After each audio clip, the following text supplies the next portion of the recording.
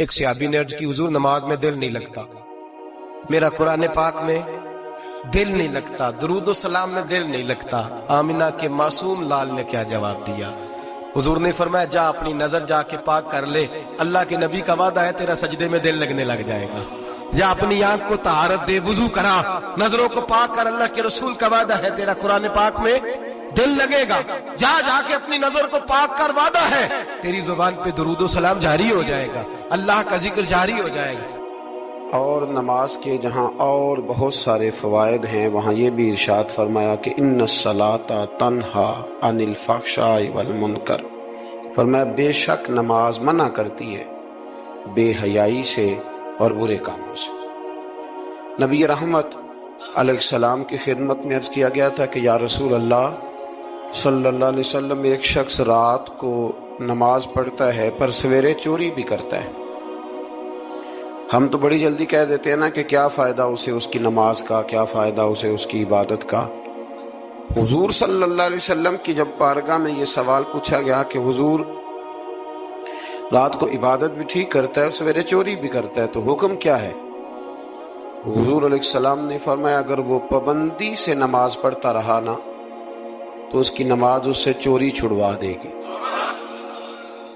اس لیے کہ نماز بے حیائی اور برے کاموں سے روک دیتی ہے۔ اگر کوئی کمزوریاں ہیں انسانی تقاضوں کے تحت تو نماز کی پابندی کریں۔ اگر آپ نماز کے پابند ہو گئے نا، کچھ وقت لگے گا تو پھر وہ بھی ساری کمزوریاں اللہ دور فرما دے گا۔ شرط یہ ہے کہ اس کو پابندی کے ساتھ پڑھتے رہیں۔ کچھ دوست کہتے ہیں نماز میں دل نہیں لگتا، تو میں نے کہا نہ بھی لگے تو پھر بھی پڑھے۔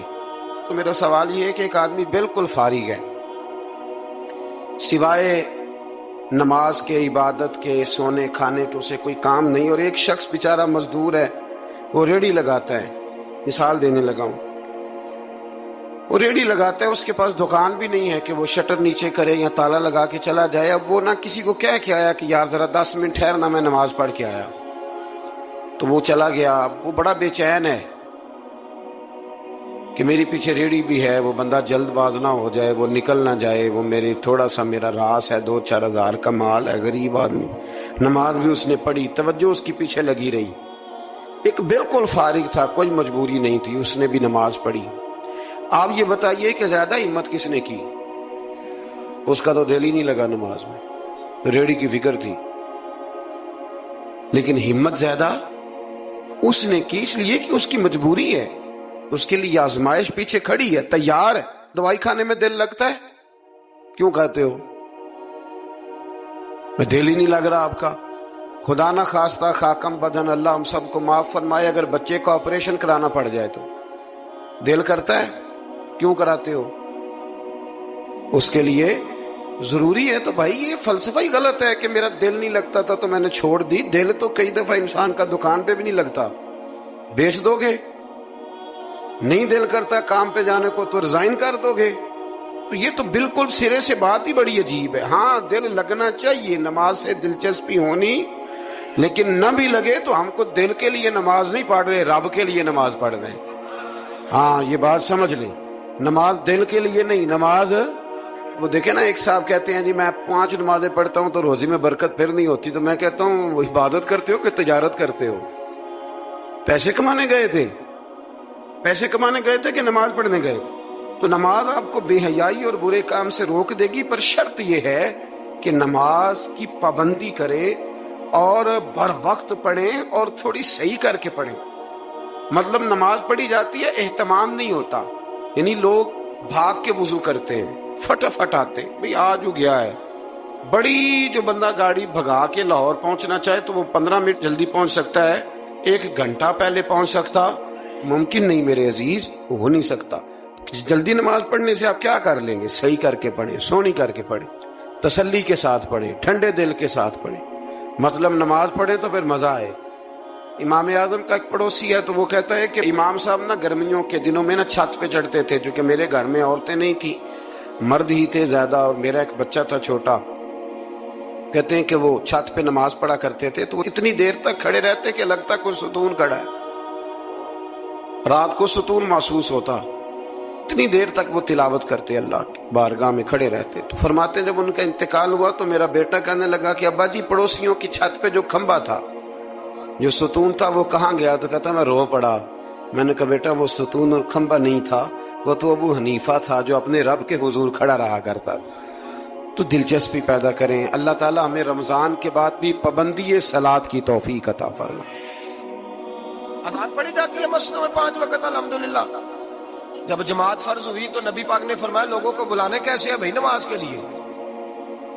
ایک صحابی نے مشورہ دیا یا رسول اللہ خشک گھاس آپ یہ ابھی فصل آئے گی مونجی کی تو اس کے ساتھ وہ جو کیا پرالی کہتے ہیں وہ اپنی زبان میں، وہ جب خشک ہو جاتی ہے نا اس کو آگ لگائیں تو آگ کا لاوا ذرا اونچا جاتا ہے، اونچا. صحابہ نے کہا یا رسول اللہ خشک آگ کو آگ لگائیں گے چھت پہ رکھ کے تھوڑی دیر کے لیے، اور یوں کر کر جب وہ اٹھے گی نا تو سارے مدینے میں خبر ہو جائے گی کہ نماز کا وقت ہو گیا. حضور نے فرمایا ٹھیک ہے. ایک صحابی کہنے لگے یا رسول اللہ صلی اللہ علیہ وسلم اونچا دف رکھ کے زور سے 1-2 دفعہ بجائیں گے لوگوں کو پتا، مختلف باتیں. اللہ کے رسول نے فرمایا جاؤ سو جاؤ، سویرے آؤ گے پھر مشورہ کریں گے کیا کرنا ہے. اور مالک بھی دیکھے کتنا کریم ہے، جو جماعت کا حکم بھیج سکتا ہے وہ اذان کا نہیں بھیج سکتا. لیکن وہ کہتا ہے لوگ کہیں میرے مصطفیٰ کا دروازہ چھوڑ نہ جائے. فرماتا ہے جاؤ میں نے نماز فرض کر دی ہے، طریقہ بھی میرا نبی بتائے گا اور اذان کے سلیقے بھی میرے مصطفیٰ ہی سکھائے گا. سویرے صحابہ اٹھ کے آئے تو حضرت عمر فاروق کہنے لگے حضور میں نے خواب دیکھی ہے. حضور نے فرمایا تم نے بھی دیکھی ہے اور بھی کئیوں نے دیکھی ہے. یا رسول اللہ کیا؟ فرمایا چلو سناؤ. ایک صحابی اٹھے کہنے لگے حضور میں نے خواب دیکھی ہے کہ میں ایک بندہ کانوں میں انگلیاں لے کے کھڑا ہے اور کعبے کی طرف منہ کر کے کہہ رہا ہے اللہ اکبر اللہ اکبر اشہد ان لا الہ الا اللہ اشہد ان محمد رسول اللہ حی علی الصلاۃ حی علی وہ یہ کلمات پکار رہا ہے. حضور نے فرمایا چل تو بھی سنا. کہنے لگا حضور سنانا کیا ہے؟ یہ جو اس نے دیکھا ہے وہی میں نے دیکھا ہے. تیسرے سے کہا تو بھی سنا. کہا حضور جو اس نے دیکھا ہے وہی میں نے دیکھا ہے. چوتھے سے کہا حضور میں نے بھی یہی دیکھا ہے. فرمایا تم نے دیکھا نہیں، یہ میرے رب نے تمہیں دکھایا ہے، یہ اللہ نے تمہیں دکھایا ہے. فرمایا اب نہ آگ جلے گی نہ یہاں کچھ اور ہوگا، بلکہ میرا بلال چبارے پہ چڑھا کرے گا، مینارے پہ کھڑا ہوا کرے گا، اللہ کا نام بھی پکارے گا اور میرے ترانے بھی پڑھا کرے گا. اب اذان ہوگی اور قیامت تک اذان جاری. تو اذان کس سے ثابت ہوئی؟ صحابہ کی خواب سے. کہاں سے آئی؟ صحابہ کی. تو دین میں اگر خواب کوئی اہمیت ہی نہیں رکھتا، اتنا بڑا کام خواب کے ذریعے ہو گیا، تو میرے بھائی خواب کی حیثیت ہے، خواب کو سمجھیں. میرے نبی پاک غلاموں کی خواب میں آتے ہیں، حضور جلوے. اور ایک بات سن لیں، نبی پاک صلی اللہ علیہ وسلم نے فرمایا جس نے خواب میں مجھے دیکھا اس نے مجھے ہی دیکھا ہے. شیطان خواب میں بھی آ کے میری صورت نہیں بنا سکتا، جس نے مجھے دیکھا اس نے مجھے. اور نبی پاک فرماتے ہیں جس نے مجھے خواب میں دیکھا بڑی جلدی ظاہری طور پہ بھی دیکھے گا. ظاہری میرے اعلیٰ حضرت سے کسی نے پوچھ لیا کہ حضور ظاہری طور پہ کیسے دیکھے گا؟ آپ نے فرمایا پوچھ لو علماء سے. کہا حضور آپ بتائیں. آپ فرمانے لگے مجھے تو یوں لگتا ہے جس نے خواب میں مصطفیٰ کو دیکھا جب مرنے کا وقت آئے گا تو سامنے رسول اللہ کا چہرہ آ جائے گا. جب انسان کو تھوڑا سا ترجمہ آتا ہو نا، اس کی تھوڑی توجہ ہو، اسے نماز پڑھنے کا بھی بڑا ہی مزہ آتا ہے. نبی کریم علیہ السلام فرماتے ہیں، رب فرماتا ہے یہ سورہ فاتحہ میرے اور میرے بندے کے درمیان آدھی آدھی ہے، آدھی میری ہے آدھی میرے بندے کی ہے. جب وہ کہتا ہے نا مالک یوم الدین تو یہاں تک وہ میری تعریف کرتا ہے. ایاک نعبد و ایاک نستعین تک پہنچتا ہے تو اب میرا اور اس کا آدھا آدھا کام شروع ہو جاتا ہے. پھر آگے میرا بندہ جب مجھ سے دعا مانگتا ہے تو یہ اس کے الفاظ ہیں جو میں اپنے فضل سے قبول فرمایا کرتا ہوں. تو ارشاد فرمایا تمام تعریفیں اللہ کے لیے جو تمام جہانوں کا پالنے والا ہے. الرحمن الرحیم، بڑا ہی مہربان ہے نہایت. یہ رحمان مبالغے کا صیغہ ہے، یعنی اتنا رحم کرنے والا کہ جتنا کوئی اور رحم نہ کر سکے. اس لیے اللہ ہی رحمان ہو سکتا ہے، بندہ کوئی رحمان نہیں ہو سکتا. بندے کو رحیم کہا جا سکتا ہے، نبی پاک رحیم ہے لیکن رحمان نہیں ہے. اس لیے کسی بھی انسان کا نام رحمان نہیں ہو سکتا. کسی دکان پر بعض اوقات لوگ نام رکھ لیتے ہیں رحمان بک ڈپو، تو یہ درست نہیں ہے. بندے کا نام رحمان نہیں ہو سکتا. عبد الرحمان، اس لیے کہ یہ لفظ رحمان خدا کے علاوہ کسی اور کے لیے بولنا درست نہیں ہے۔ پھر ارشاد فرمایا مالک یوم الدین، اللہ مالک ہے قیامت کے دن کا۔ تو یا اللہ آج کے دن کا مالک بھی تو ہی ہے، آج جو یکم رمضان مبارک ہے تو اس دن کا مالک بھی اللہ ہی ہے۔ تو یہ جو خاص کر کہا مالک یوم الدین، اس کا معنی یہ ہے کہ یہاں کچھ لوگ عارضی طور بھی تو بعض چیزوں کے مالک ہیں نا، یہ زمین میری ہے، یہ گھڑی میری ہے، یہ گھر میرا ہے، یہ بچے میرے ہیں، عارضی طور پر بھی تو لوگ مالک ہیں۔ لیکن قیامت کے دن عارضی طور پر بھی کوئی مالک نہیں ہوگا، قیامت میں ساری بادشاہی فقط میرے اللہ کی ہوگی۔ بلکہ رب کریم فرمائے گا کہاں ہیں وہ لوگ جو دنیا میں بادشاہ بنا کرتے تھے، کدھر ہے؟ بڑے بڑے کج کلا جو کہتے تھے کہ ہم اٹھتے ہیں تو لوگ اٹھتے ہیں، بیٹھتے ہیں تو دنیا بیٹھ جاتی، وہ کہاں ہے؟ جب کوئی نہیں بولے گا تو رب فرمائے گا للہ الواحد القہار، آج ایک رب واحد اور قہار کی حکمرانی ہے۔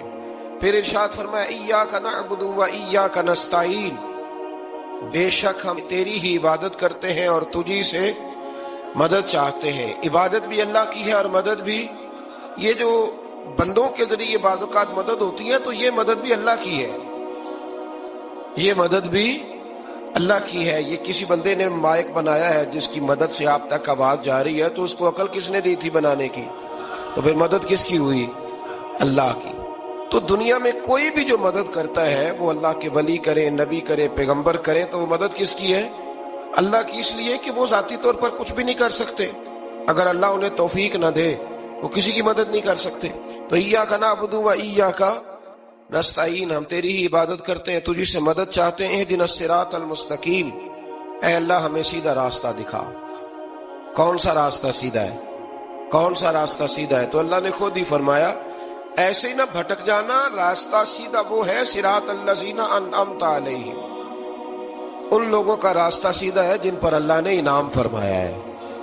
اور وہ کون ہے؟ قرآن مجید نے خود فرمایا انعم اللہ علیہم من النبیین والصدیقین والشہداء والصالحین، وہ نبی ہیں، صدیق ہیں، شہید ہیں اور نیک لوگ ہیں۔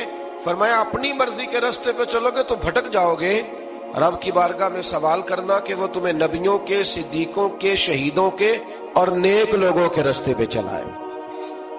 غیر المغضوب علیہم ولا الضالین، نہ ان لوگوں کے راستے پہ چلا جن پر تیرا غضب ہوا، اور نہ ان کے راستے پہ چلا جن پر تو ناراض ہوا، جنہیں تو نے گمراہ کیا، ان لوگوں کے راستے پہ نہ چلا، بلکہ ان لوگوں کے راستے پہ چلا جن پر تیرا انعام ہوا۔ یہ جو لوگ ہیں نا مغضوب علیہم ولا الضالین، ایک گروہ یہودیوں کا ہے اور ایک عیسائیوں کا ہے۔ کہا جا رہا ہے یا اللہ نہ یہودیوں کے راستے پہ چلا اور نہ عیسائیوں کے راستے پہ چلا، ہمیں تو ابو بکر صدیق کے راستے پہ چلا، ہمیں تو عمر فاروق کے راستے پہ چلا، عثمان غنی، مولا علی اور جناب ابو ہریرہ کے راستے پہ چلا۔ اب یہ سورہ فاتحہ کا تو میں نے مکمل ترجمہ عرض کیا۔ سورہ بقرہ یہ قرآن مجید کی سب سے بڑی سورہ ہے۔ ایک حدیث اس کی فضیلت پہ سن لیں۔ نبی کریم علیہ السلام نے فرمایا جس گھر میں سورۃ بقرہ پڑھی جائے نا، فرمایا جن کیا وہاں سے تو شیطان بھی بھاگ جاتا ہے۔ سورہ بقرہ گھروں میں پڑھیں، یہ سب سے بڑا تعویذ ہے۔ اگر گھر میں جنات ہوں، کوئی آسیب ہو، اور یہ وہ والا تعویذ ہے جو مدینے والے رسول نے عطا فرمایا ہے۔ یہ سب سے بڑی سورہ ہے۔ مفسرین فرماتے ہیں اگر کوئی استدلال کی قوت رکھتا ہو تو ایک 100 چیز کا اللہ نے حکم دیا ہے، بلکہ امام اعظم فرماتے ہیں 100 تھوڑی ہے، میری نظر سے پڑھو تو 1000 چیزوں کا حکم دیا ہے، 1000 سے منع کیا ہے، اور 1000 قسم کی نصیحتیں اللہ کریم نے سورہ بقرہ کے اندر فرمائی ہیں۔ اس سورہ مبارکہ کا جو پہلا رکوع ہے نا، اس میں جو سب سے پہلی آیت ہے وہ ہے الف لام میم۔ ان کو کہتے ہیں حروف مقطعات۔ پہلا لفظ ہی جب کوئی قرآن مجید کا پڑھتا ہے نا، بہت بڑا عالم فاضل، بہت بڑا محدث، تو اسے یہ کہنا پڑتا ہے کہ میں نہیں جانتا، اللہ جانتا ہے یا اللہ کا رسول جانتا ہے۔ الف لام میم کا معنی ہم نہیں جانتے، اللہ جانے یا اللہ کا رسول جانے، یا جس کو وہ دونوں بتا دیں وہ جانتا ہے، ورنہ یہ اللہ اور اس کے رسول کا راز ہے۔ یہ آگے ارشاد فرمایا ذالک الکتاب لا ریب فیہ، یہ وہ عظیم کتاب ہے جس میں شک کی کوئی گنجائش نہیں ہے۔ ھدی للمتقین، یہ ہدایت ہے پرہیزگاروں کے لیے۔ سوال یہ ہوتا تھا کہ یا اللہ جو متقی پرہیزگار ہیں وہ تو پہلے ہی ہدایت پہ ہیں، تو قرآن بھی اگر انہیں ہی ہدایت دے گا تو پھر جو گناہگار ہیں ان کی ہدایت کہاں ہے؟ تو اس آیہ مقدسہ کا معنی مفسرین نے یہ بیان فرمایا ہے کہ مطلب اس کا یہ ہے کہ قرآن ہدایت دیتا سب کو ہے، لیکن اس سے ہدایت حاصل متقی لوگ کرتے ہیں۔ بارش برستی ہے نا سب جگہوں پہ، لیکن اگر کسی نے فرش کرایا ہو، ٹائلیں لگوائی ہو، تو وہاں پھل پھول اگ سکتے ہیں، سبزہ اگ سکتا ہے، اس کے لیے زمین کا زرخیز ہونا شرط ہے۔ قرآن مجید سب کو ہدایت دیتا ہے، لیکن قرآن مجید سے ہدایت لیتے وہ ہے جنہیں اللہ نے تقوی والا دل عطا فرمایا، ڈرنے والا دل دیا۔ آگے جو آیات ہیں نا 5، ان میں اللہ تبارک و تعالی نے متقی لوگوں کی فضیلت بیان کی ہے، نشانیاں بیان کی ہیں کہ وہ کون ہوتے ہیں۔ ان میں پہلا ارشاد فرمایا کہ متقی وہ ہوتا ہے جو غیب پہ ایمان لے آتا ہے، اس چکر میں نہیں پڑتا کہ آنکھوں سے دیکھوں گا تو مانوں گا۔ اور دوسرا فرمایا متقی وہ ہوتا ہے جو نماز قائم کرتا ہے اور اللہ کے دیے ہوئے رزق سے اللہ کے راستے میں خرچ کرتا ہے۔ اور تیسرا فرمایا متقی وہ ہوتے ہیں کیا محبوب جو قرآن ہم نے آپ پہ نازل کیا اس پر بھی ایمان لاتے ہیں، اور جو آپ سے پہلے نازل کیا گیا اس پر بھی ایمان لاتے ہیں، یعنی تورات کو، زبور کو، انجیل کو، اس کو بھی وہ مانتے ہیں۔ اور پھر اللہ کریم نے فرمایا اولئک علی ھدی من ربہم واولئک ھم المفلحون، یہ جو لوگ ہیں نا غیب پر ایمان لانے والے، نماز پڑھنے والے، زکوٰۃ دینے والے، پچھلی کتابوں کو بھی ماننے والے، نبیوں کو بھی ماننے والے، اور رسول پاک پر ایمان لانے والے، فرمایا یہ وہ لوگ ہیں جو اللہ کی طرف سے ہدایت پر ہیں، اور یہ وہ لوگ ہیں جو دنیا میں بھی کامیاب ہو جائیں گے اور آخرت میں بھی کامیاب ہو جائیں گے۔ پھر آگے نا اللہ تبارک و تعالی نے کفار کا ذکر فرمایا ہے 3 آیات کے اندر۔ مومن کے بعد دوسرا درجہ کس کا ہے ذکر میں؟ کافر کا۔ پہلے بات ہوئی 5 آیات میں مومنوں کی، اب 3 آیات میں ذکر کیا گیا پکے کافروں کا۔ مومن وہ ہوتا ہے زبان سے بھی اللہ اور اس کے رسول کو مانے، ان کی لائی ہوئی چیزوں کو مانے اور دل سے بھی تسلیم کرے، اور کافر وہ ہوتا ہے کہ جو نہ زبان سے مانتا ہے اور نہ ہی دل سے تسلیم کرتا ہے۔ پھر اللہ تبارک و تعالی نے 13 آیات کے اندر، 3 آیتوں میں کافروں کا ذکر کیا اور 13 آیات کے اندر پھر منافقین کا ذکر فرمایا ہے۔ منافق اس کو کہتے ہیں، منافق اس کو کہتے ہیں جو زبان سے تو دعوے اونچے اونچے کرتا ہے ایمان کے، لیکن اس کے دل میں ایمان موجود نہیں ہوتا۔ آپ حیران ہوں گے، یہیں پہ بات کو ذرا غور سے سمجھے کہ مومنوں کا ذکر 5 آیات میں اور کفار کا 3 آیات میں، پکے کفار کا، اور منافقین کے لیے اللہ نے اگلے ہی رکوع میں 13 آیات بیان فرمائی۔ 13، یہ خطرناک گروہ ہے منافقین کا، یہ خوفناک لوگ ہیں، یہ وہ چھپی ہوئی بیماری ہے کہ جس کو پکڑنا تھوڑا مشکل ہے۔ کچھ بیماریوں کو ڈاکٹر کہتے ہیں نا یہ خاموش قاتل ہے، قتل کر دیتی ہے پر پتہ نہیں لگنے دیتی، اسی طرح منافقین کا ٹولہ ہے۔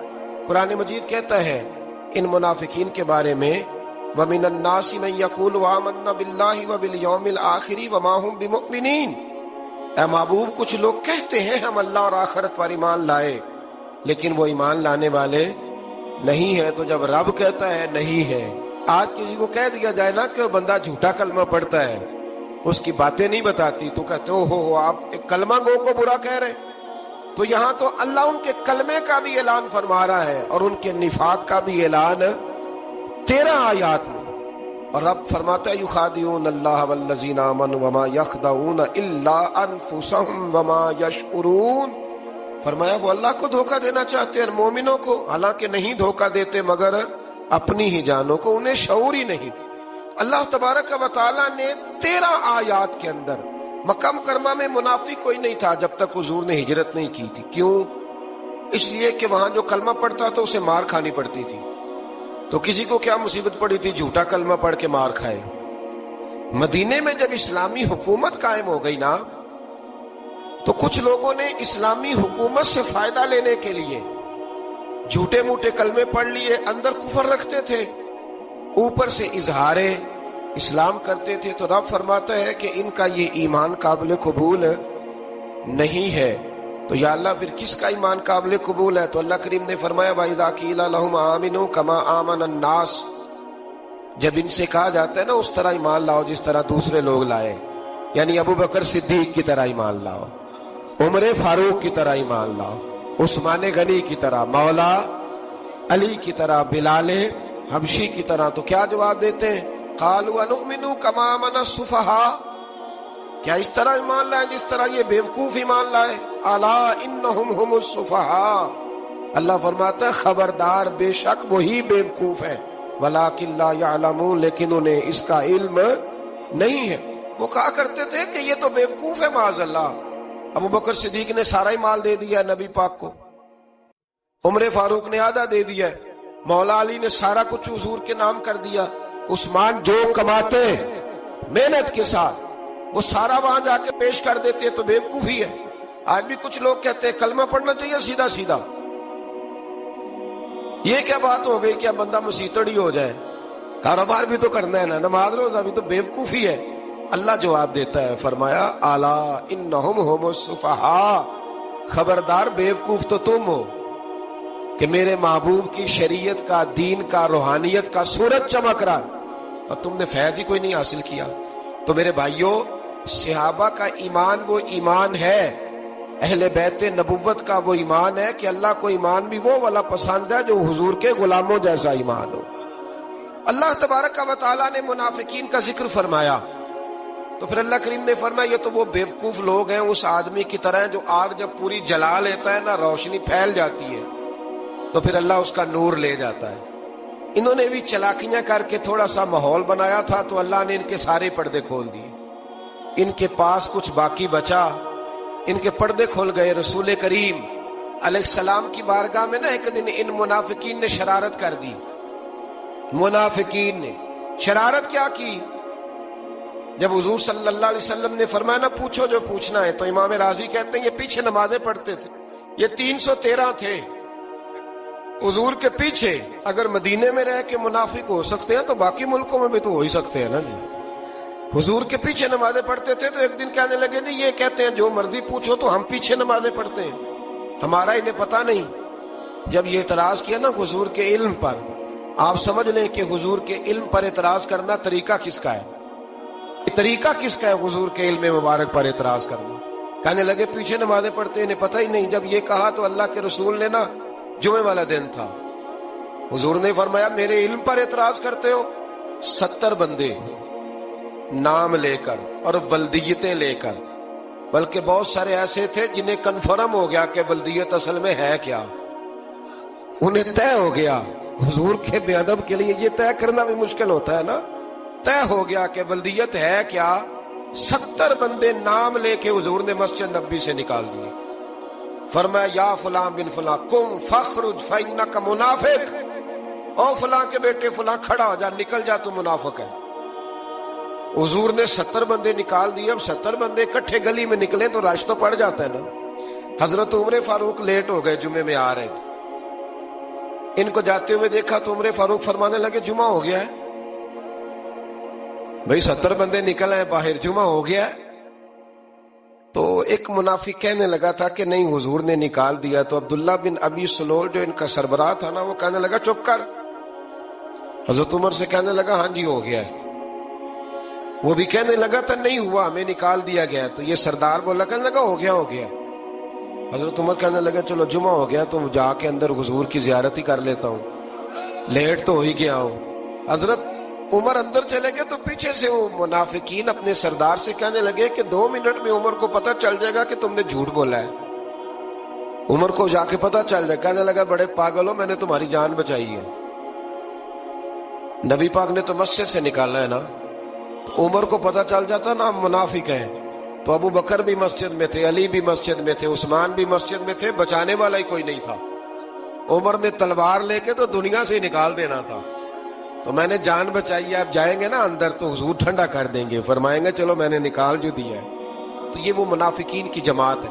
دوسرے سے تیسرے رکوع میں نا اللہ تعالیٰ نے انسان کو یاد کرایا ہے کہ تو نے عبادت اپنے رب کی کرنی ہے، اور فرمایا رب تمہارا وہ ہے جس نے تمہارے لیے زمین کو فرش بنایا ہے، آسمان کو چھت بنایا ہے، اور آسمان سے پانی برسا کے تو زمین سے پھل اگائے ہیں، رزق لکم، وہ بھی تیرے کھانے کے لیے اگائے ہیں۔ وہ جو آسمان سے بارش برسا کے زمین سے سبزہ اور پھل اگائے ہیں تو وہ بھی تیرے لیے. جب سارا کچھ تیرے لیے بنایا تو بھی تو عبادت کرنا اپنے رب کی. پھر کسی کو اس کا شریک نہ ٹھہرا. ایک چیلنج بھی کیا قرآن مجید نے اس رکوع کے اندر. کہا کرتے تھے مکے کے لوگ کہ آپ قرآن مجید کی آیتیں نبی کریم علیہ السلام سے کہا کرتے تھے کہ معاذ اللہ آپ خود بناتے ہیں, بنا کے لاتے ہیں. تو اللہ کریم نے فرمایا وَإِن كُنتُمْ فِي رَيْبٍ مِّمَّا نَزَّلْنَا عَلَىٰ عَبْدِنَا فَأْتُوا بِسُورَةٍ مِّن مِّثْلِهِ, اگر تمہیں شک ہو نا اس میں جو ہم نے بندہ خاص پہ نازل کیا ہے تو تم بھی اس جیسی ایک صورت بنا کے لاؤ. پڑھے لکھے تو تم بھی ہو نا, مکے میں تم بھی رہتے ہو, تو ایک صورت بنا کے لاؤ. قرآن مجید ہم سے چھینا گیا ہے سازش کے تحت, اس لیے کہ جس قوم کو قرآن آ جاتا ہے نا پھر کوئی کافر اس کا مقابلہ نہیں کر سکتا. دیکھیں نا اگر کافروں کے پاس جواب ہوتا قرآن پاک کا تو بدر اور احد میں نا کوئی آیت بنا کے لاتے, قرآن کے مقابلے کی تلواریں لے کے نہ آتے. ان کے پاس جواب ہی نہیں تھا. اور قیامت تک کسی کافر کے پاس قرآن مجید کا کوئی جواب, قرآن کا کوئی جواب, قسم اللہ کی جواب کوئی نہیں قرآن کا, اس کا کوئی جواب. کیا بات ہے قرآن پاک. وہ ایک دفعہ مسلمہ کذاب بے ایمان کہنے لگا میں نے بنا لیا ہے قرآن پاک کا جواب. معاذ اللہ. جواب کیا بنایا؟ وہ صورت ہے نا القاریۃ ما القاریہ وما ادراک ما القاریہ, کھڑکھڑانے والی. کیا ہے کھڑکھڑانے والی؟ تمہیں کیا پتا کیا ہے کھڑکھڑی؟ قیامت کا ذکر ہے. کہنے لگا میں نے اس جیسی صورت بنا لیا. تو کیا بنایا؟ الفیل مل فیل وما ادراک ما الفیل. کہنے لگا ہاتھی, تمہیں کیا پتا کیا ہاتھی, تم کیا جانو کیا ہاتھی. تو پاس جو اس کے اپنے بیٹھے تھے نا چیلے, کہنے لگے چپ کر جا, سارے زمانے کو پتا ہے ہاتھی کیا ہوتا ہے. تو پاگل ہے, اس کے 2 کان ہوتے ہیں, ایک سونڈ ہوتی ہے, 4 اس کے پیر ہوتے ہیں. بیوقوف آدمی قرآن کا مقابلہ کرنا ہے تو وہ چج کے ساتھ کر پاگلوں کی طرح مقابلہ کرے گا, جوتے کھائے گا بھی, ہمیں بھی پڑھوائے گا. تو قرآن مجید کا کوئی مقابلہ کر سکا؟ تو اس آیہ مبارکہ میں اللہ نے کافروں کو یہ کہا اگر مقابلہ نہیں کر سکتے تو پھر اللہ سے ڈرو ورنہ دوزخ میں ڈالے جاؤ گے. وہ جس کا ایندھن آدمی اور پتھر ہے, اور بنائی بھی کافروں کے لیے گئی ہے. اعدت للکافرین, جہنم کس کے لیے بنائی گئی ہے؟ کافروں اور منافقوں کے لیے. مسلمانوں کے لیے بنائی گئی. مسلمان مرضی سے چھلانگے لگائیں تو ان کی موج ہے, ورنہ ان کے لیے جہنم, ان کے لیے اللہ نے جنت بنائی ہے. اور یہ بات کرتے ہی رب کریم نے فرمایا اے محبوب علیہ الصلوۃ والسلام مومنوں کو خوشخبری دے دے کہ اللہ نے ان کے لیے جنت بنائی ہے, اس میں باغات ہیں, انہیں رزق دیا جائے گا کھانے کے لیے, اور اس میں انہیں پاکیزہ بیویاں دی جائیں گی, اور پھر وہ اس میں ہمیشہ رہیں گے, انہیں اس سے نکالا نہیں جائے گا. آگے جو آیات کریمہ ہے نا اس کے اندر اللہ تبارک و تعالیٰ نے فرمایا ہے کہ اللہ حیا نہیں کرتا سمجھانے کے لیے مچھر کی مثال بھی دینی پڑے. فرمایا قرآن سے کچھ لوگ ہدایت حاصل کرتے ہیں اور کچھ گمراہ ہو جاتے ہیں. جب لوگ اپنی مرضی کی تشریحات چاہتے ہیں تو گمراہ ہوتے ہیں, اور جب قرآن کو رسول اللہ صلی اللہ علیہ وسلم اور امت مسلمہ کی تشریحات کی روشنی میں سمجھتے ہیں تو پھر اللہ ہدایت عطا فرماتا ہے. نماز پڑھنے سے روزی میں برکت ہوتی ہے کہ نہیں؟ ویسے جو چوپ ہے ان کی بھی ہوتی ہے کہ نہیں؟ نماز پڑھنے سے روزی میں برکت ہے تو پھر اس کا مطلب یہ ہے کہ جب ٹائم آئے نا نماز کا تو گاہک جتنے مرضی کھڑے ہوں پھر دکان بند کرنی چاہیے, پھر نماز پڑھنی چاہیے, کیونکہ روزی تو اللہ نے دینی ہے, گاہکوں نے تو دینی. تو سب سے پہلے ضروری ہے مضبوطی ایمان, توکل, اللہ کی ذات پر بھروسہ. آپ کبھی میدان کربلا کا پورا نقشہ اپنے سامنے رکھیں نا, پورا نقشہ. 2 چیزیں ہیں, امام حسین کو نظر آ رہا ہے اب شہادت ہو جائے گی, اتنی بڑی فوج آئی ہے, خدا کی حکمت کے تقاضے سمجھ میں آ رہے ہیں, حالات کیا ہوں گے سمجھ آ رہی, پر ایک لمحے کے لیے بھی ان کا توکل کمزور نہیں ہوا. اپنے رب پر جو مضبوط بھروسہ ہے, مضبوط. سیدہ طیبہ طاہرہ حضرت فاطمہ الزہرا رضی اللہ تعالی عنہا اونٹ کے بالوں کی بنی ہوئی چادر اوڑھ کر چکی پیس رہی تھی. یہاں بیویاں بڑا روتی ہیں, غریبی بڑی ہے, بڑی غریبی ہے. حالانکہ اب کون بندہ پیبند والے کپڑے پہنتا ہے جی؟ دور ہی گزر گیا. اب تو بڑی مشکل سے وہ لوگ ملتے ہیں جو جوتا ٹوٹ جائے تو گانٹھ کے پہنے، ورنہ تو نئے جوتے آ جاتے ہیں. حضرت سیدہ پاک اونٹ کے بالوں کی بنی ہوئی چادر اوڑھ کے چکی پیس رہی تھی. نبی پاک صلی اللہ علیہ وسلم نے دیکھا، آنکھوں میں آنسو ضرور آئے، پر محبوب نے فرمایا فاطمہ دنیا میں تھوڑی سی تکلیف برداشت کرو، قیامت کی ساری عزتیں اللہ آپ کو ہی عطا فرمائے گا. تو توکل کی مضبوطی، اللہ کی ذات پر بھروسہ، اپنے رب کریم کے ساتھ امیدوں کا وابستہ کرنا، اس سے مضبوطی آئے.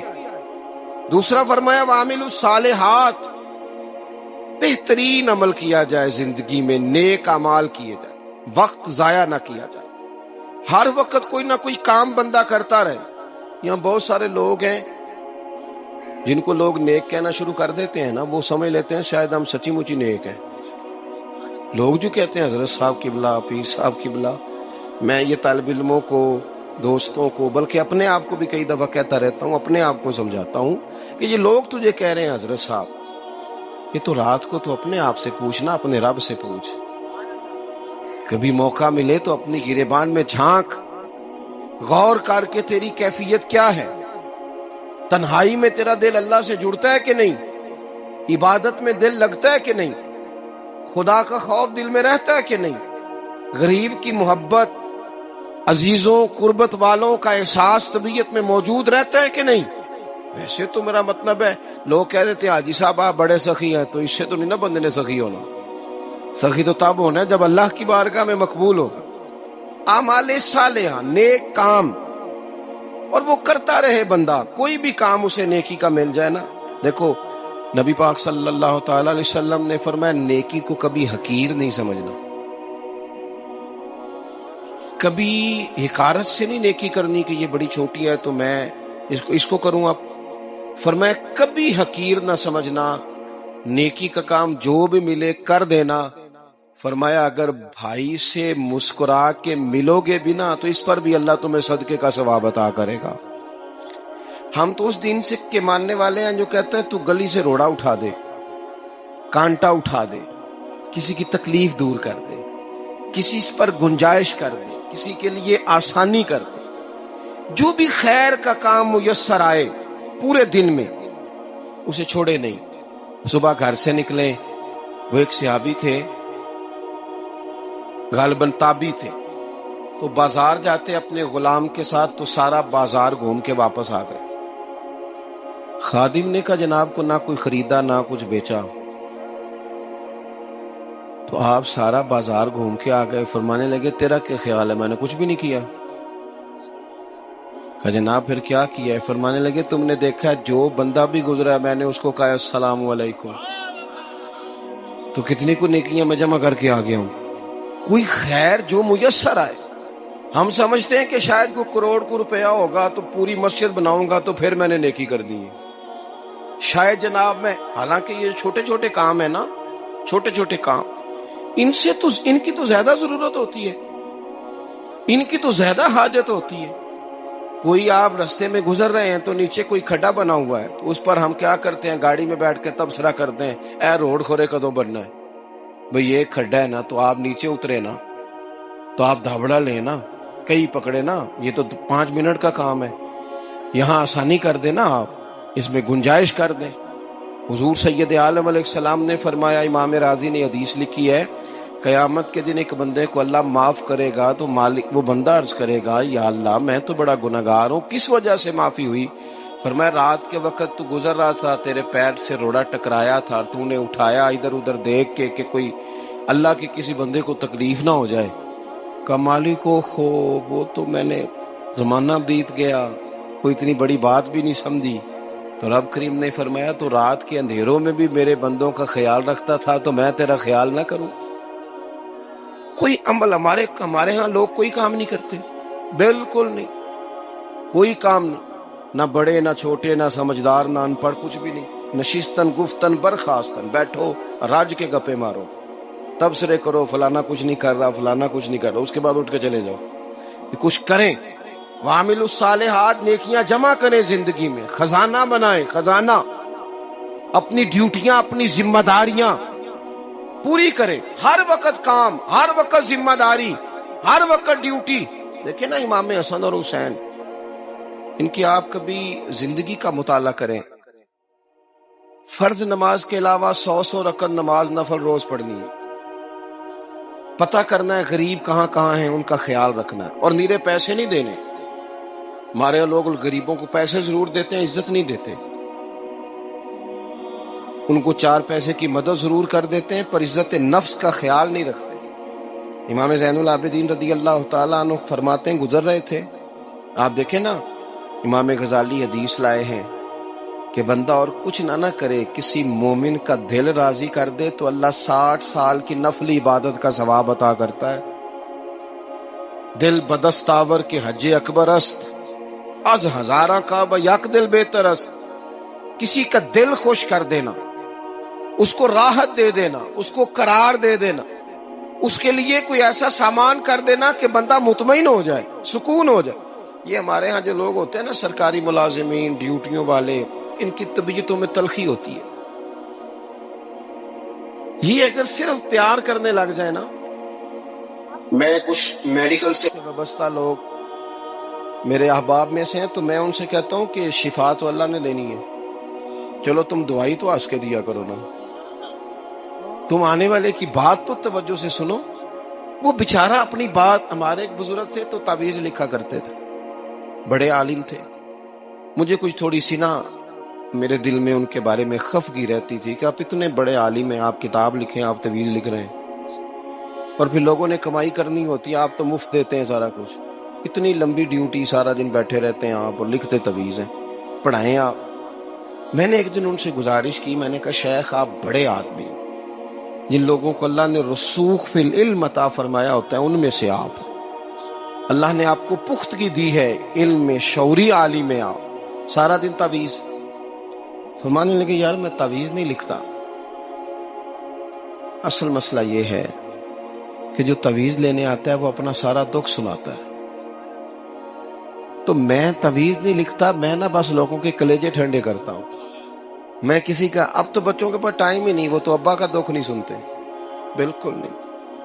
وہ تو ڈھونڈتے ہیں کوئی کونا ملے تو جا کے موبائل دیکھے، وہ تو بیٹھتے ہی نہیں. اماں کہہ رہی ہوتی ہے کہ پتر کو 10 منٹ میرے پاس بھی بیٹھا کر، لیکن پتر مصروف بڑا ہے، ویڈیو چڑھانی ہے اس نے، ٹک ٹاک بنانا ہے اس نے نئی تصویر چڑھانی ہے. ہم الجھ گئے. یہ چیزیں انسان کو نفسیاتی طور پر کمزور کر دیتی ہیں. جو لوگ زیادہ یہ کام کرتے ہیں ان کے حافظے کمزور ہو جاتے ہیں، وہ الجھ جاتے ہیں، انہیں پتہ نہیں ہوتا رات میں نے کیا کہا تھا، صبح میں کیا کہہ رہا. ہر وقت نہیں، ضرورت کے وقت، ہر ٹائم نہیں، مخصوص اوقات میں. حضرت امام زین العابدین رضی اللہ تعالیٰ عنہ فرمانے لگے، ہم گزر رہے تھے، امام حسین ساتھ تھے، تو رستے میں نا کچھ غربا، غریب لوگ بیٹھ کے کھانا کھا رہے. کہتے ہیں ہماری ان پر نظر. آیت نمبر 46 میں اہل کتاب سے بحث اور مباحثہ اور مجادلہ کے آداب اور اسلوب تبلیغ کے شائستہ اور پسندیدہ ہونے کا بیان کیا گیا. جب آپ تبلیغ کریں تو آپ کے جملے بڑے شستہ ہونے چاہیے، صاف ستھری بات آپ کریں. قرآن مجید نے کہا نا ادعو الی سبیل ربک بالحکمہ والموعظۃ الحسنہ، لوگوں کو اللہ کی طرف بلاؤ تو خوبصورت نصیحت کے ساتھ، حکمت کے ساتھ اور اچھے انداز میں. اب تو اللہ تعالیٰ معاف کرے، کبھی کبھی سوچ میں پڑ جاتے ہیں کہ یہ مطلب کیا ہو رہا ہے. یعنی اب مولوی کے نام کے نیچے لکھا ہے فنی مولوی، مولوی کے نام کے نیچے لکھا ہے، اور اس کو دیکھنے والوں کی تعداد لاکھوں میں ہوتی ہے، کہتے ہیں یہ مولوی فنی ہے. بھئی آپ تھوڑا سمجھیں، مسجد میں تو جو آدمی زیادہ ہنستا ہے اس کی قبر میں اندھیرا ہوتا ہے. آپ یہ کیا کر رہے ہیں؟ ہاں کوئی بات ایسی آ جاتی تھی تو اللہ کے نبی بھی مسجد میں مسکراتے تھے، حضور بھی مسکراتے تھے، صحابہ بھی مسکراتے تھے. اور صحابہ کہتے ہیں حضور جب مسکراتے تھے تو دانتوں سے نور نکلتا تھا، مسجد نبی کی دیواریں بھی چمک اٹھتی تھی. لیکن یہ مطلب مولوی کو اس لیے بلانا کہ وہ لطیفے سنائے گا، وہ طنز و مزاح کی بات کرے گا.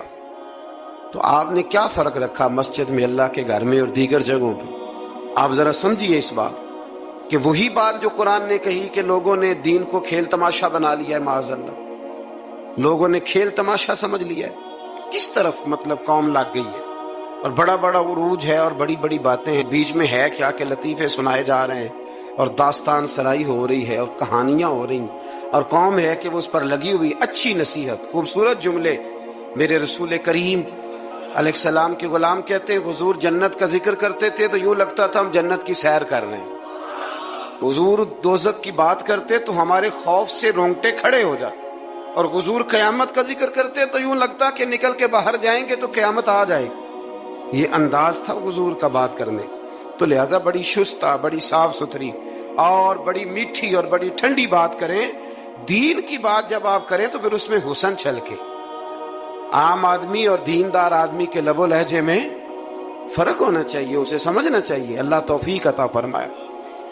رسول اللہ صلی اللہ علیہ وسلم کی صفات میں سے ایک صفت نبی امی ہونا بھی ہے۔ امی کا معنی اعلیٰ حضرت نے فرمایا بے پڑھا ہوا، جس نے دنیا میں کسی سے پڑھا نہ ہو، یعنی آپ نے رسمی طور پر لکھنا پڑھنا نہیں سیکھا۔ اس میں بھی اللہ تعالیٰ کی بے پناہ حکمت ہے کہ حضور نے دنیا میں آ کے پڑھنا لکھنا نہیں سیکھا۔ آیت نمبر 48 میں فرمایا کہ آپ نزول قرآن سے پہلے کوئی کتاب نہیں پڑھتے تھے۔ یہ بڑی انوکھی بات کا ذرا سمجھیے، یہ بھی میرے نبی کی شان ہے۔ حضور نے قرآن کے نازل ہونے سے پہلے رب فرماتا ہے کوئی کتاب پڑھی ہی نہیں، کوئی کتاب حضور نے پڑھی نہیں، لیکن حضور تورات کی باتیں بھی بتاتے تھے، انجیل اور زبور کی باتیں بھی بتاتے تھے، وہ نہیں پڑھا حضور نے، اور نہ ہی نبی پاک علیہ السلام دائیں ہاتھ سے لکھتے تھے، لیکن حضور کا لکھنا بہرحال ثابت ہے۔ بعد میں نبی پاک کا بطور معجزہ لکھنا ثابت ہے، احادیث مبارکہ سے ثابت ہے، لیکن حضور علیہ السلام نے نہ کوئی کتاب پڑھی، نہ دنیا میں حضور کسی کے شاگرد ہوئے۔ الرحمن علم القرآن، رحمان فرماتا ہے میں نے خود انہیں قرآن سکھایا ہے۔ حضور نے اپنے رب سے سیکھا، ڈائریکٹ اللہ کے شاگرد ہیں میرے نبی کریم۔ اور یا اللہ کیا سکھایا، کیا سیکھا؟ تو فرمایا وَعَلَّمَكَ مَا لَمْ تَكُنْ تَعْلَمْ، محبوب جو نہیں جانتے تھے رب نے سارا ہی سکھا دیا ہے۔ لوگ پوچھتے ہیں آپ کے استاد کا نام کیا ہے؟ دیکھ جتنا بڑا استاد ہو شاگرد کا علم بھی اتنا بڑا ہوتا ہے، تو نبی پاک نے اللہ سے سیکھا ہے۔ اب آپ اندازہ کر لیں کہ اللہ نے کیا کیا علم میرے رسول کو سکھایا ہے۔ تو نبی امی کا معنی ہے بے پڑھا ہوا۔ آیت نمبر 50 سے کفار کے معجزے کی فرمائش کے جواب میں فرمایا کہ قرآن مجید سے بڑھ کر معجزہ اور کیا ہو سکتا ہے، اس کے علاوہ کیا معجزہ مانگتے، یہ بہت بڑا معجزہ ہے۔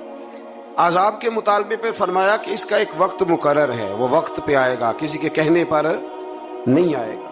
آیت نمبر 56 میں مومن بندوں کو فرمایا جا رہا ہے کہ جس سرزمین پر اللہ تبارک و تعالیٰ کی رضا کے مطابق زندگی گزارنا مشکل ہو تو اللہ تعالیٰ کی عبادت کی خاطر وہاں سے ایسی سرزمین کی طرف ہجرت کر جاؤ جہاں تم بے خوف و خطر اپنے رب کی بندگی کر سکو۔ ہجرت کرنے کا حکم دے دیا اگر کہیں کھل کے عبادت کرنے کا موقع میسر نہ ہو۔ میرا خیال ہے کہ دنیا میں شاید ہی کوئی ایسا خطہ ہو جہاں کھل کر عبادت کرنے کا موقع میسر۔ میں نے برطانیہ میں ایک مدینہ مسجد دیکھی، بہت بڑی وسیع مسجد، میں نے ایک جمعہ وہاں پڑھایا، تو جمعے کے بعد ہم نمازیوں کے بیچ بیٹھے، میں نے کہا ہم نے بڑی شاندار مسجد بنائی، تو وہ کہنے لگے کہ یہاں کی حکومت نے ہمارے ساتھ تعاون کیا۔ آپ حیران ہوں گے میری بات سن کے۔ وہ کہنے لگے جب ہم مسجد تعمیر کر رہے تھے تو یہاں سے پیچھے سے ایک روڈ گزرتا تھا، ہماری مسجد میں آڑے آتا تھا، تو ہم نے گورنمنٹ کو اپلیکیشن دی کہ یہ روڈ آ رہا ہے، تو کہتے ہیں مسجد کی خاطر گورنمنٹ نے روڈ بند کر کے روڈ اوپر سے گزار دیا ہے۔ اب تو عبادت کرنے کی تو کوئی دقت نہیں، پر شرط یہ ہے کہ عبادت کرنے والے بھی تو ہونے چاہیے نا۔